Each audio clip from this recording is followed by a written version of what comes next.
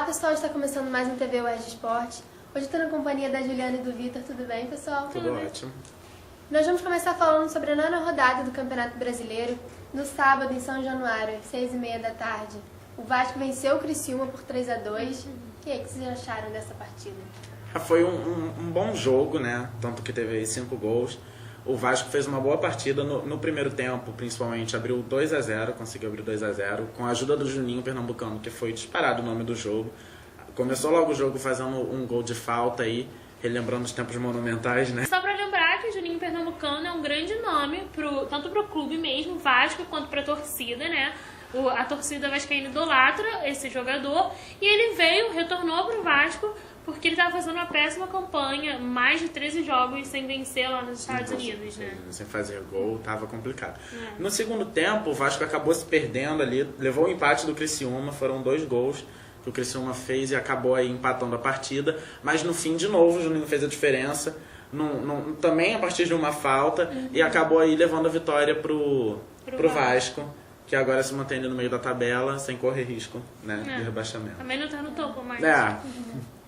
No intermediário, né? Sim.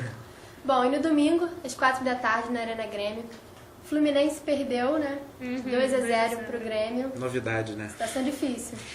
Agora o Fluminense está na zona de rebaixamento e essa derrota mudou totalmente a situação que o Fluminense está vivendo, né? Nessa tarde, o Abel Braga foi demitido e aí é complicado. Não que o Grêmio tenha jogado bem, apesar de ter feito 2 gols. Mas ele soube aproveitar, ele soube aproveitar as falhas que o Fluminense teve. Mostrou um pouco de esperteza do time. Na verdade foi um jogo bem fraco, realmente, bem morno. E foi basicamente isso. O Grêmio se aproveitou dessa fragilidade do Fluminense que está irreconhecível. Há pouco tempo atrás, o Fluminense estava levando o Campeonato Brasileiro, né? Venceu, né? Venceu do ano passado. Esse ano estava super bem, lá no topo. Começou no topo. E agora tá na zona do rebaixamento, graças a essa derrota e as 4 anteriores, né? Porque essa é a 5ª consecutiva. E graças também ao Flamengo, né? Quem diria que empurrou o Fluminense ainda mais para a zona do rebaixamento, que é o jogo que a gente vai comentar daqui a pouco. E assim, acho que já se pode falar em crise no Fluminense, né? Com certeza. Os tricolores e a presidência do clube mesmo, a direção tem muito que se preocupar ainda. Sim. Pois é, foram aí 2 gols do Grêmio que acabaram levando o Fluminense para uma situação perigosa. E às 6h30, clássico no Maracanã, Flamengo e Botafogo, empate em 1-1. E aí? Um jogo que deu uma reviravolta na classificação.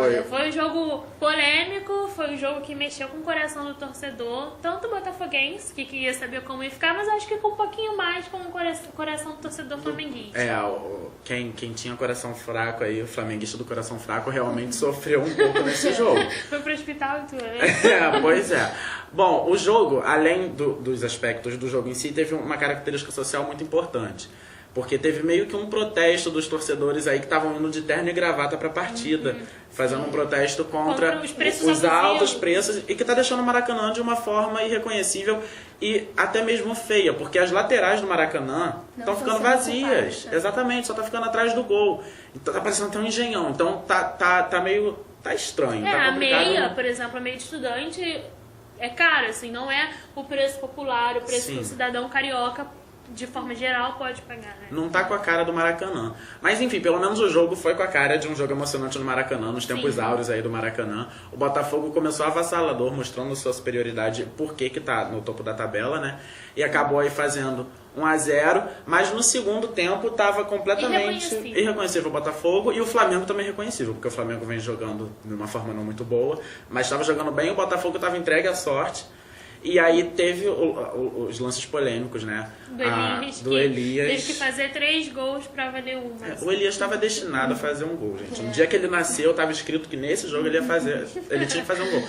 Porque foram 3 gols, na verdade, do Elias, 2 inválidos e um no último minuto do segundo tempo, que deu o empate aí pro Flamengo. E que, na verdade, foi um jogo que mexeu ali na tabela. Por quê?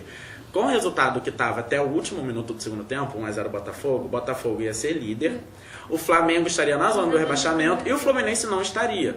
Porém, com esse gol do Elias aí, nasceu virado para a lua, o que aconteceu? O Flamengo não tá na zona do rebaixamento, o Botafogo não tá na liderança, tá em terceiro lugar, e o Fluminense está na zona do rebaixamento. Então, assim, foi um jogo crucial ali pra essa rodada do Campeonato Brasileiro. Mexeu bastante na tabela, e aí mostrou um Botafogo avassalador e depois irreconhecível, e um Flamengo que tem aí potencial e principalmente sorte, né, pelo visto. Embora tenha ocorrido alguma falha no juiz, né? Sim.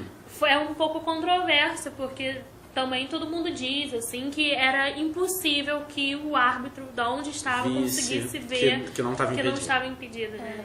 É complicado, né? O juiz sempre fica nessa situação de não conseguir ver.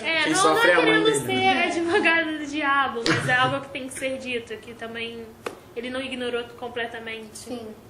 Então. Fim de semana também aconteceu o GP da Hungria, né? O Hamilton levou a melhor, subindo no lugar mais alto do pódio. Mais desejado também, né?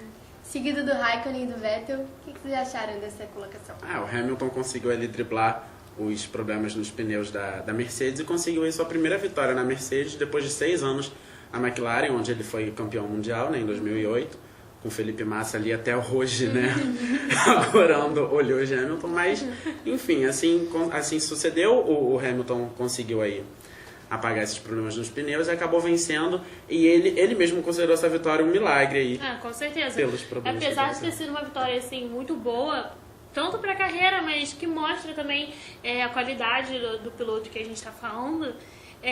O Vettel, na verdade, ele que é o líder do campeonato, né, do GP, porque mesmo estando em terceiro lugar, por questão de pontuação, ele continua lá como favorito. Pois é, e o Felipe Massa, infelizmente, aí apagado, obsoletado, largou em sexto, e, se eu não me engano, chegou em sétimo. Sim. Você vê que... e tem a polêmica também do Alonso, né? Exatamente. Pois é, uma situação ali de uma regra, parece que da asa que ele usou, Sim. mas ele estava a mais de 1 segundo de distância, o que não é permitido, então ele está sendo investigado ali. Parece que a Ferrari já foi multada por essa questão, mas eles, se eu não me engano, eles estavam julgando, se o Alonso ia ser punido ou não por isso. Esperar, né, os próximos capítulos. Preocupante para os fãs do Alonso. E o GP ele entra de férias agora e só volta no final de agosto. Pois é. Bom, pessoal, obrigada pela participação. TV Mais Esporte fica por aqui e até a próxima conexão.